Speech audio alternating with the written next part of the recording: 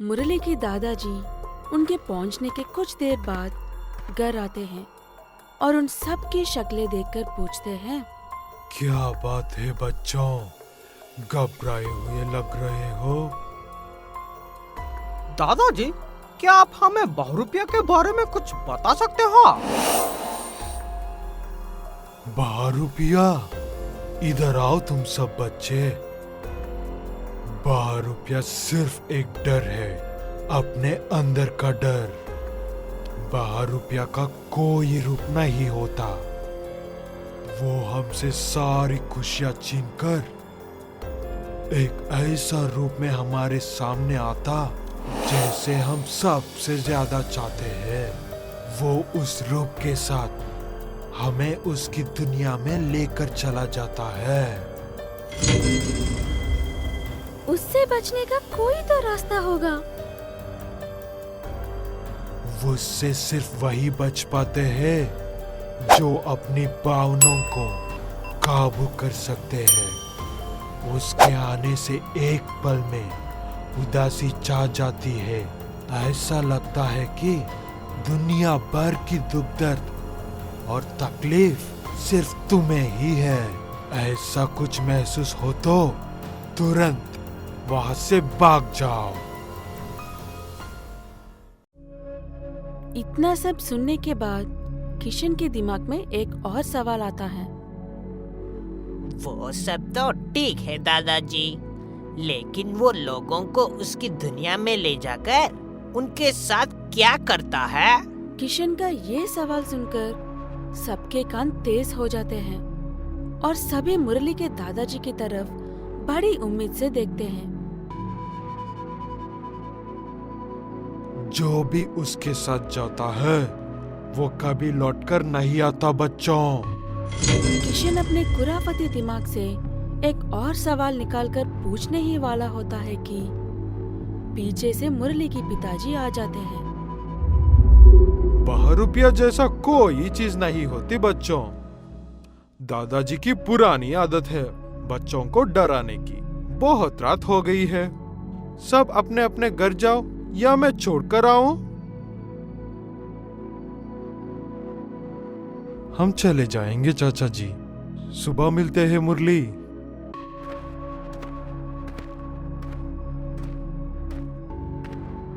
सब अपने अपने घर के लिए निकल जाते हैं।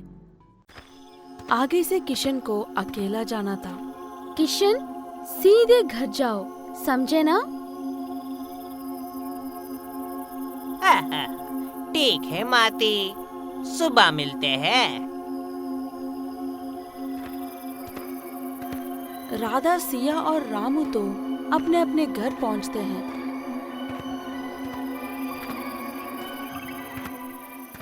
लेकिन किशन वो रास्ते में ही कहीं रुक जाता है। किशन को रास्ते में एक रोता हुआ छोटा बच्चा नजर आता है। किशन उसे देखकर बिल्कुल भी हैरान नहीं होता और उसके पास जाकर उसे पूछता है कि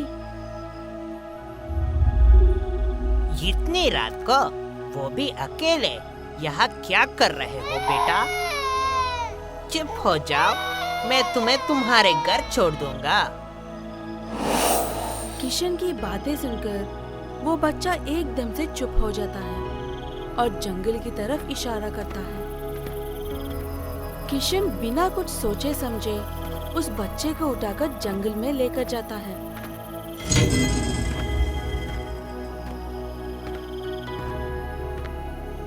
वो छोटा सा बच्चा किशन को उंगली दिखा दिखा कर जंगल में एक कुएं के पास लेकर जाता है।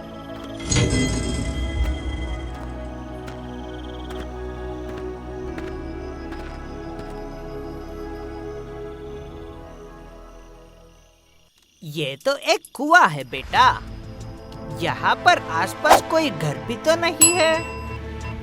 वो बच्चा किशन को इशारा करके कुएं के पास जाने को कहता है। किशन उसकी बात मानकर उसी कुएं के बहुत करीब लेकर आता है।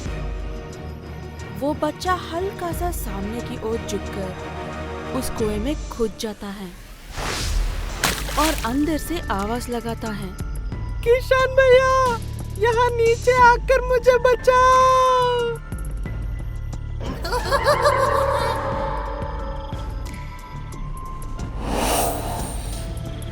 आगे देखिए पार्ट 3 में।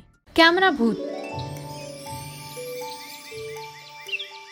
बरमपुर नाम के गांव में मोहन नाम का एक आदमी था। मोहन की नई नई शादी हुई।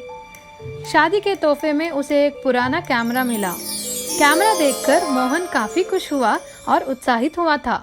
अगले दिन मोहन अपने बीवी से बोला, अरे चलो मेरी जान, आज तुम और मैं अकेले ही बाहर घूमने चलते हैं और इस कैमरे से बहुत सारी तस्वीरें खींचेंगे।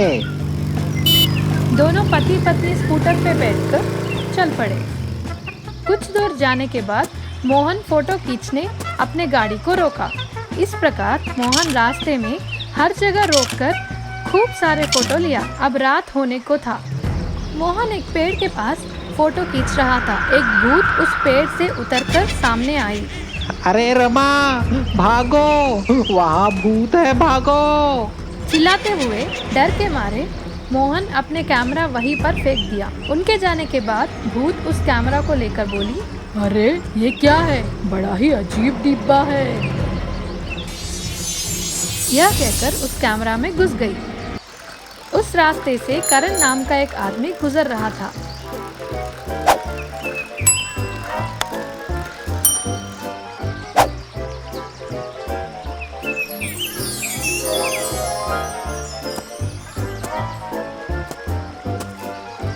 कैमरा को देखकर बोला, अरे वाह, कितना अच्छा कैमरा है। वाह, आज तो मेरा लक्की डे है, लक्की डे। अब ये कैमरा मेरा हुआ। यह कहकर कैमरा को अपने गले में लटकाकर चले जाता है। अगला दिन हुआ। करण अब उस कैमरा को लेकर फोटो खींचने लगा। करण एक खूबसूरत रंग भरा फूल देखा और उसका फोटो खींचने लगा। फोटो खींचने के बाद वो खूबसूरत फूल बेरंग और काला पड़ गया। करण काफी चौंक गया। अरे बाप रे बाप, ये क्या हुआ? ये तो नामुमकिन है।